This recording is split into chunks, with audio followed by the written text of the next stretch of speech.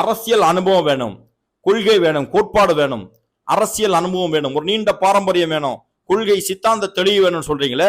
இன்றைக்கு தமிழ்நாட்டினுடைய துணை முதலமைச்சராக இருக்கக்கூடிய உதயநிதி ஸ்டாலின் அவர்கள் எந்த சித்தாந்த தெளிவோடு இருக்கிறார்? என்ன கொள்கை தெளிவோடு இருக்கிறார்? என்ன அரசியல் பாரம்பரியம் அவருக்கு இருக்கிறது? என்ன அரசியல் எக்ஸ்பீரியன்ஸ் அனுபவம் அவருக்கு இருக்கிறது? 2019 கட்சிக்குள்ள வராரு, 2021 சட்டமன்ற தேர்தலில் போட்டியிடுகிறார், அடுத்த வருஷம் அமைச்சர், அதுக்கு அடுத்த வருஷம் துணை முதல்வர். திரைக்கவர்ச்சி மட்டுமே முக்கியமா, திரைக்கவர்ச்சி மட்டுமே முக்கியமான்னு கேட்கக்கூடிய நபர்கள் ஒரு நபருக்கு, உதயநிதி மு க ஸ்டாலினுக்கு மகனாக பிறக்கிறது மட்டுமே ஒரு துணை முதல்வருக்கான தகுதியா அப்படிங்கிற கேள்வியை கேட்கணுமா இல்லையா? அண்ணன் ஆளூர் ஷானவாஸ் அவர்கள் தெளிவான சித்தாந்தமும் தெளிவான பார்வையும் கொண்டவர். அந்த அளவுக்கு அறிவும் அந்த அளவுக்கு தெளிவும் மக்கள் மேல அக்கறையும் இருக்கக்கூடிய ஆளூர் ஷானவாஸ் ஜஸ்ட் ஒரு எம்எல்ஏ.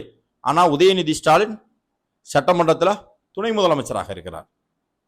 இதுதான் நீங்க தமிழ்நாட்டில் இத்தனை வருடங்கள் 40 வருஷம் திருமாவளவன் அவர்களுடைய அரசியல் வாழ்க்கை. அவர் மக்களோடு மக்களாக நின்றிருக்கிறார். 40 வருஷம் நின்றிருக்கிறார். 40 வருஷமா நின்று செஞ்சது என்ன, சாதிச்சது என்ன, அதை ஒண்ணு சொல்லுங்க.